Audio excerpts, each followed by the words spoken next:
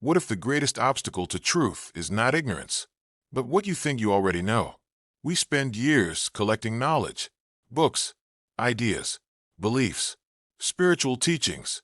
Yet despite all this knowledge, many of us still feel restless, confused, and incomplete. Why? Because according to Ramana Maharshi, truth is not something you learn. It is something you discover within yourself. And the surprising part is this: the answer you are seeking may be much closer than you think. In this video, we'll explore the practical wisdom of Ramana Maharshi and the simple inquiry he said could reveal the deepest truth about who you really are. Not through belief, not through philosophy, but through direct experience. Most of us have been taught that knowledge is the path to wisdom. From childhood, we are encouraged to learn more, read more, remember more, and accumulate more information. Society rewards knowledge. Schools reward knowledge. Careers reward knowledge. Naturally, when we turn toward spirituality, we carry the same habit with us. We begin collecting teachings. One book leads to another. One teacher leads to another. One philosophy leads to another. Soon our shelves become filled with spiritual literature. Our minds become filled with concepts. We learn about karma, reincarnation, enlightenment, chakras, consciousness, meditation, devotion, non-duality, and countless other ideas. Yet despite all this knowledge, something remains unchanged. The mind continues to seek. The heart continues to feel incomplete. The sense that something is missing remains. Have you ever noticed this? You finish reading a powerful spiritual book. For a few days you feel inspired. Everything seems clear. Then gradually the old patterns return. The old worries return. The old fears return. The old confusion returns. And once again the mind begins searching for another book, another teacher, another answer. Ramana Maharshi observed this tendency in countless seekers. Many visitors came to him carrying notebooks full of questions. Some wanted to discuss philosophy. Some wanted to debate scripture. Some wanted to compare one spiritual path with another. But Ramana rarely encouraged such discussions. Not because philosophy was wrong, not because scriptures were useless, but because he saw that most people were using knowledge as a substitute for direct experience. There is a profound difference between knowing about something and knowing it directly. A person may read hundreds of books about swimming. They may memorize every technique. They may understand every theory. But until they enter the water, their knowledge remains incomplete. In the same way, a person may read every spiritual text ever written and still not know who they truly are. This is why Ramana repeatedly brought seekers back to immediate experience. He encouraged them to stop moving outward and begin looking inward. Imagine standing beneath a tree searching desperately for shade. You run from one side to another. You keep looking. You keep searching. Yet the shade has always been present. The problem was never the absence of shade. The problem was the restless movement. According to Ramana, the search for happiness often follows the same pattern. We search outside ourselves. We search through achievements. We search through possessions. We search through relationships. We search through recognition. And when those fail, we search through spiritual knowledge. Yet the peace we seek cannot be found through accumulation, because peace is not something added to us. It is what remains when the restless search comes to an end. This is difficult for the mind to accept. The mind believes every problem requires another solution, another technique, another strategy, another answer. But Ramana suggested something radically different. Instead of trying to solve every thought, discover who is thinking. Instead of analyzing every fear, discover who is afraid. Instead of chasing every desire, discover who desires. At first, these questions may seem simple, almost too simple. The mind prefers complexity. Complexity makes the search feel important. Complexity creates the illusion of progress. But truth is often hidden within simplicity. Ramana understood this deeply. That is why he continually pointed seekers toward a single investigation. Who is the one experiencing all of this? Who is aware of these thoughts? Who is aware of these emotions? Who is aware of this body? Who is aware of this world? Notice that every experience changes. Thoughts change. Feelings change. The body changes. Relationships change. Circumstances change. Even your beliefs change. Yet something remains present through every change. Something has been present since childhood. Something was present yesterday. Something is present right now. It is the simple sense that you exist. The simple feeling of I am. Ramana encouraged seekers to investigate this directly. Not intellectually. Not philosophically. Not theoretically. Directly. Because according to him, the answer to every spiritual question is hidden within the one who asks the question. And until that questioner is understood, all other knowledge remains incomplete. This was the beginning of his path. A path not based on acquiring more information, but on discovering the source from which all experience arises. And that discovery begins with a simple but revolutionary shift. Instead of asking, what is truth? Ask, who is seeking it? If Ramana Maharshi had stopped at asking, who am I? Many people would still have remained confused. Because another question naturally arises. What about the world? What about all the things we see, touch, feel, and experience every day? Are they real? Or are they merely illusions? For centuries, philosophers have debated this question. Entire schools of thought have been built around it. Arguments have been written. Counterarguments have been written. Books have been filled with endless discussions about the nature of reality. But Ramana approached the matter in a remarkably simple way. Instead of becoming lost in abstract theories, he pointed to something we can all understand. A cinema screen. Imagine sitting in a dark theater. The lights go out. A movie begins. On the screen you see mountains, rivers, cities, people, wars, celebrations, victories, and tragedies. You laugh. You cry. You become emotionally involved. For 2 hours the movie seems completely real. Your heart races during moments of danger. Your eyes fill with tears during moments of sorrow. You become absorbed in the story. Yet throughout the entire film, something remains unchanged. The screen. The screen supports every image, but it is never affected by any image. Fire appears on the screen, yet the screen does not burn. Floods appear on the screen, yet the screen does not become wet. Battles appear on the screen, yet the screen remains unharmed. The images come and go. The screen remains. According to Ramana Maharshi, this simple example contains a profound spiritual truth. The changing experiences of life are like the images on the screen.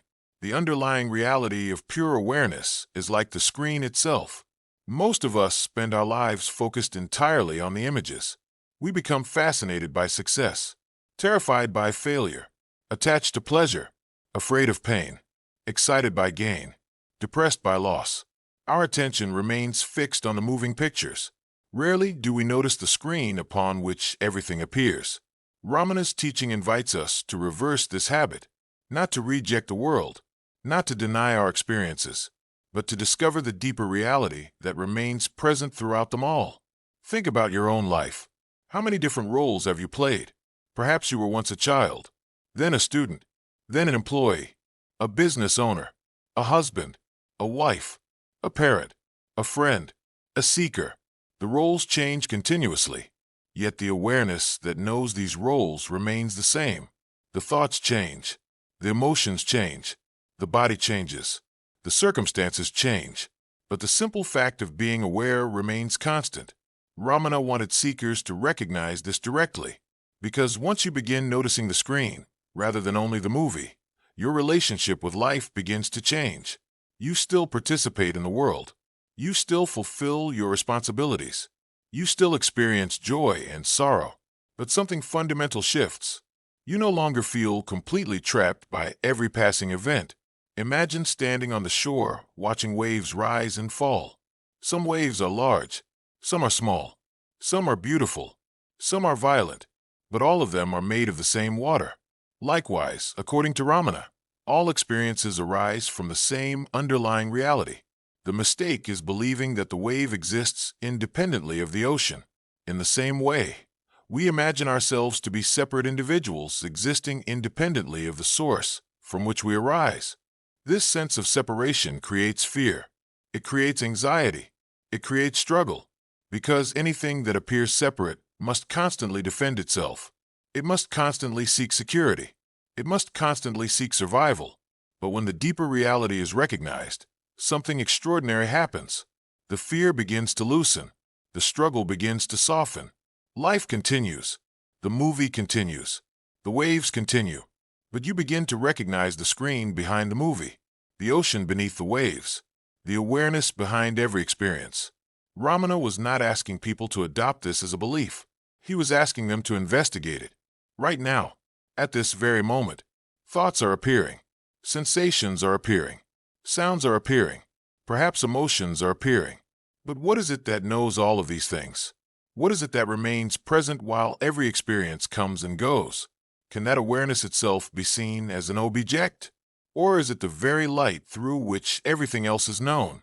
This question points directly toward the heart of Ramana's teaching, because the more deeply we investigate the observer, the less solid the separate self begins to appear. And when the separate self begins to dissolve, the reality behind the screen gradually reveals itself, not as an idea, not as a philosophy, but as direct experience. And this brings us to another profound insight. If the world appears within consciousness, then what exactly is the relationship between consciousness and creation itself? To answer that, Ramana often used one of the most fascinating examples in all of spiritual teaching, the experience of dreaming. For more than 50 years, Ramana Maharshi remained at the foot of Aranakula, quietly, simply, without seeking fame, without building an empire, without claiming to be anything special. Yet by the late 1940s, thousands of people from around the world regarded him as one of the greatest spiritual masters of the age. Then, in 1948, a serious illness appeared. Doctors discovered a cancerous tumor in his left arm. Naturally, devotees were devastated. How could this happen? How could illness affect someone who seemed so deeply established in peace?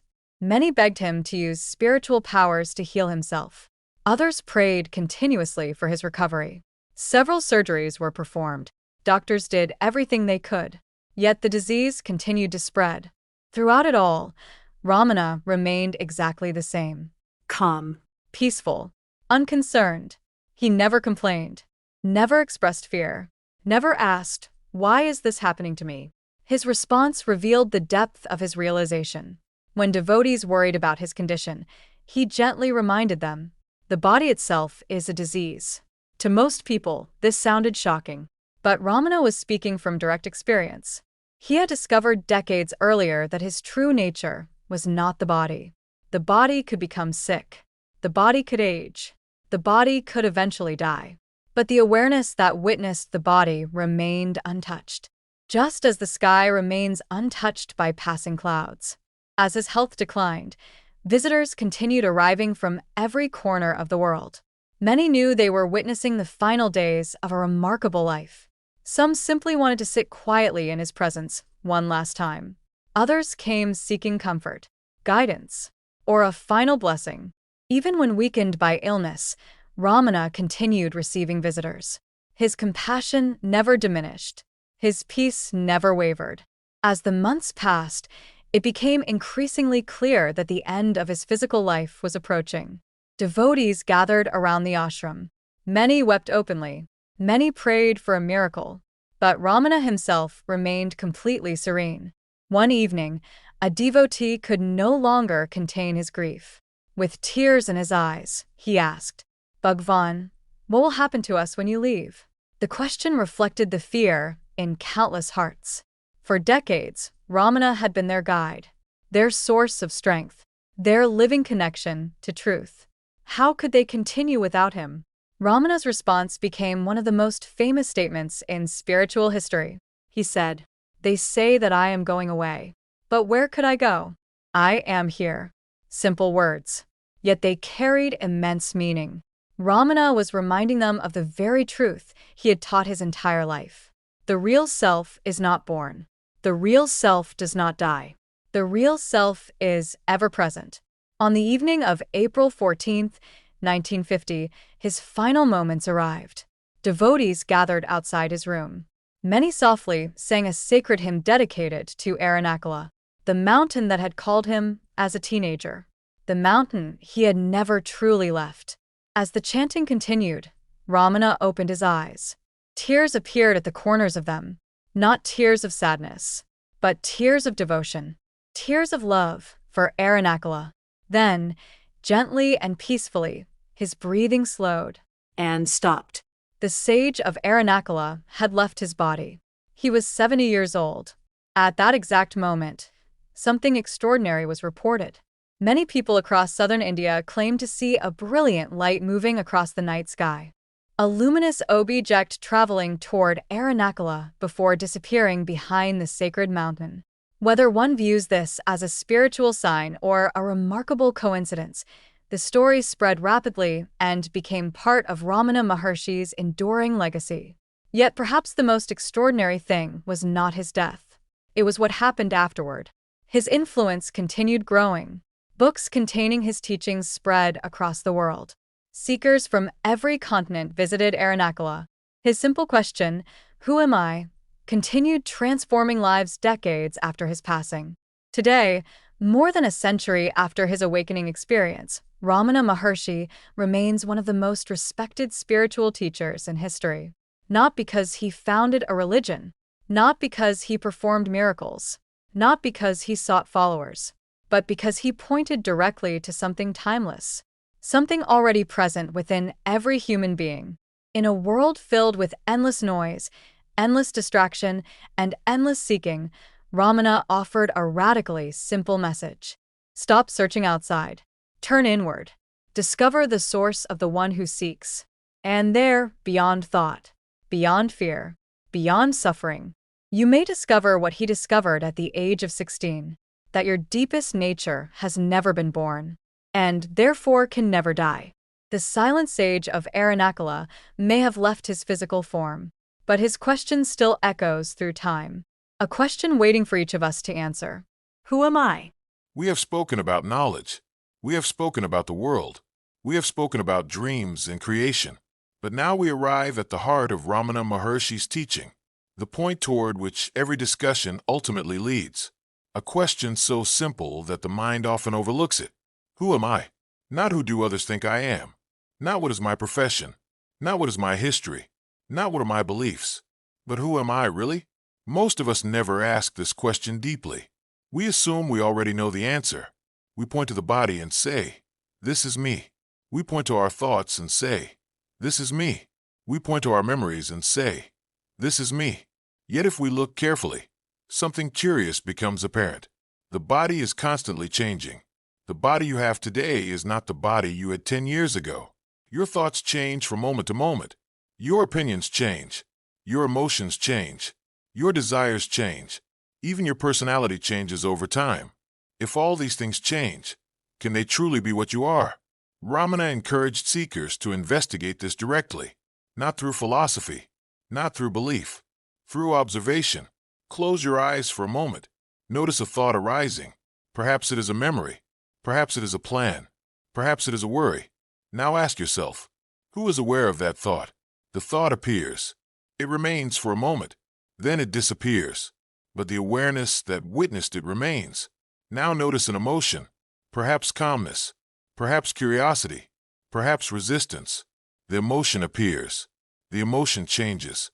The emotion disappears. Yet something remains aware of it. Again and again, Ramana pointed seekers toward this simple fact. Everything that can be observed is not the observer. Everything that appears is not what you fundamentally are. Thoughts appear. Sensations appear. Memories appear. The world appears. But what is it that knows these appearances? This is where self-inquiry begins. And before we continue, a small invitation. If these teachings are helping you look deeper into your own experience, consider subscribing to Awakening Truth 108. This channel is dedicated to the timeless wisdom of great masters such as Ramana Maharshi, Nisargadatta Maharajay, Robert Adams, and others who point us back to our true nature. By subscribing, you help these teachings reach more sincere seekers around the world. Now let us continue with Ramana's most important instruction. Who is the one who says, "I"? Contrary to what many imagine, self-inquiry is not repeating the words "Who am I?" mechanically. It is not a mantra. It is not a philosophical puzzle. It is a living investigation. Whenever a thought arises, ask, "To whom has this thought appeared?" The answer naturally comes, "To me." Then ask, "Who am I? Where does this I arise from?" Do not answer intellectually.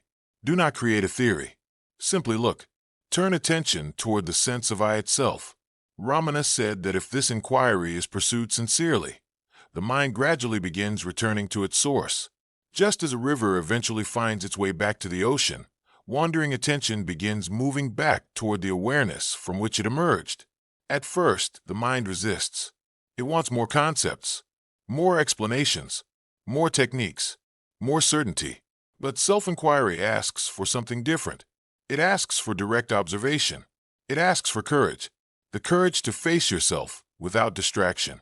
The courage to remain present without reaching for another thought. The courage to discover what remains when every false identification falls away. And according to Ramana Maharshi, what remains is not emptiness. It is not nothingness. It is not a blank void.